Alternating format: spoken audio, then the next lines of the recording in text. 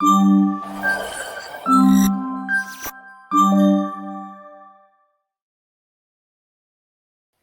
welcome. In this lecture, we are going to continue from where we stopped. And in the previous lecture, what we did was to create a new folder where all our provider files are going to be stored. And we call this folder provider. And the reason for provider is to enable us manage our data. And also, by using the provider, we can easily have access to our data within our app. So over here, we created a new file and we called this file product underscore provider and the extension is dot. And what we are currently doing is we are saving whatsoever value or input or data the vendor is going to type into all these test fields to our provider. And by doing this, we can easily have access to that data within our app. So what we did was to create a class called product provider. And over here we said we change notifier. And what this will do is it will listen to changes we are making within this product provider class. And over here, we created a variable called product data. And we said it's going to be a type of map, string, and dynamic. And the type of value this variable is expecting is something known as property name and property value or key value pairs. And currently, we left this empty. So currently, this product data variable has no value to it currently.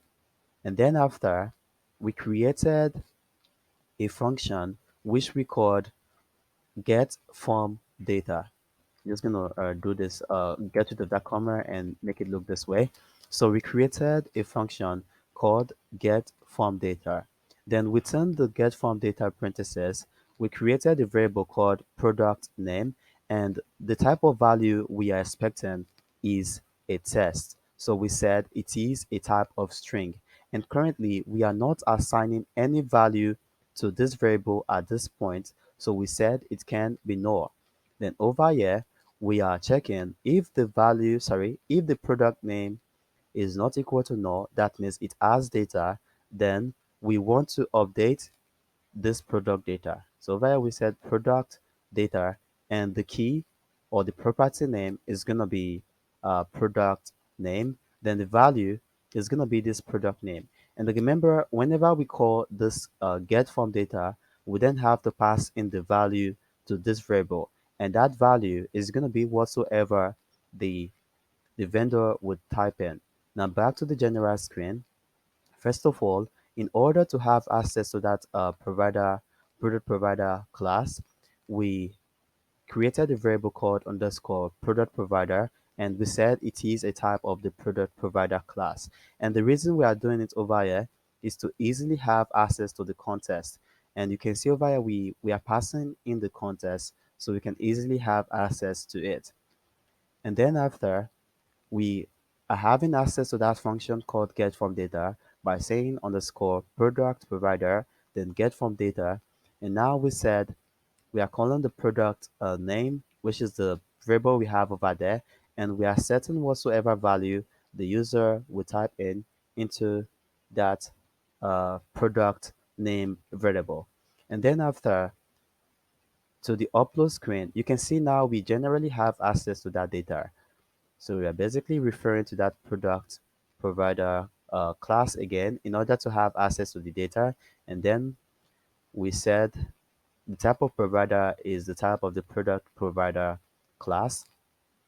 Then after we have this elevated button over here, and on press of that, we just want to print in the value of the product data. Remember we have that product data variable over here, and currently it has nothing in it until this stage over here. Okay, seems good. Now what we want to do is we want to store some other fields such as the price and quantity for now. And we can just go ahead and specify the type of value we are expecting from this price. And it's going to be a type of double. A double is a type of data it has a decimal point, that is the dot. And we can call this product price. And also, we are currently not assigning any value to it, so we could say it can be null. And this is going to be quantity, which is basically referring to how many items we have of that product. So this is going to be a type of int because it's going to be a type of data that has no decimal. So it's going to be like 1, 2, 3, 4, 5, 6, 7, 8, 100 without the dot. And constraint B. Okay, and now we can have some check again. We can then say if the product price is not equal to null, it means it has some data. Then we want to update that product data variable, this variable var, and the key is going to be product what? Product price, and it's going to be set to whatsoever value. And if again the quantity is not equal to null, then we want to update the product data variable. And make sure you don't have any spell mistake, because in order to have access to that data, we have to refer to the key, to this key over here, and the quantity, sorry, is going to be equal to quantity. And this is it over here, Ctrl S to save. And what we have to do now is to assign that to this. Okay, to the general screen, sorry. Okay, Ctrl B to make this wide. Now within this test form field that is for the price, it has the unchanged, and within the unchanged it has the value, which is referring to the actual value of the user. And now we can then say underscore product provider, then dot get from data, and now we have to pass in the value to this product price, and the value is going to be the value of the actual input. And currently we have this error. And the reason for this error is the test form field is basically expecting a test value or a string value. So what we have to do is to convert this value to a double. So to do this, we have to say double dot parse. And the source is the value. And we have to do this again for the price, sorry, for the quantity. In order to have access to that quantity, has the unchanged, and the value is referring to the actual value of the user or the vendor. And now we can say underscore product provider dot get from data, and we want to have access to the quantity and value. Again, it is expecting a string, so we have to convert this to an int. So by saying it dot parse and value. And this is it. So we have successfully saved our data to the provider. Now what we want to do is to print out that data to make sure it has been correctly saved. So to the uploading tab screen, we already have access to that class called product provider. So scroll down, and now we can then say print underscore product provider. Then we want to have access to the product data, and the key is quantity. Make sure your spell is correct, else if you do something like this, you might get null, or you will get null. And what we can just do is we can copy this, and this is going to be product price. Use Ctrl and S to save, Ctrl and B to make this wide again, and check our new terminal to see what's going on over there. Performing not reload, and we can go ahead and try this out now.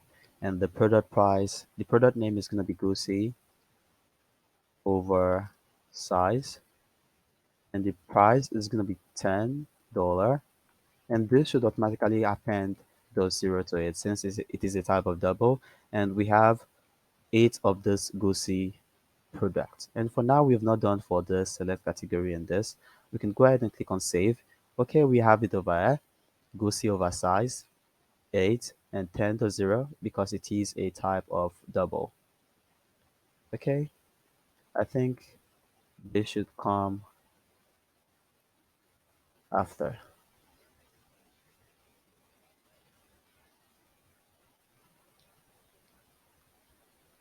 Okay, if I may not reload. Okay, great. So we have successfully been able to save our data to the provider. And hopefully you understand all this. But if you don't, please do what to let me know. And what you can do is try to save the description data. I know you might not be able to save yet for this category, but try to save whatsoever value the user is going to type into this description. Try to save it within the provider and then print it out over here. So that would be your assignment. So try to do that. And in the next lecture, we are going to continue from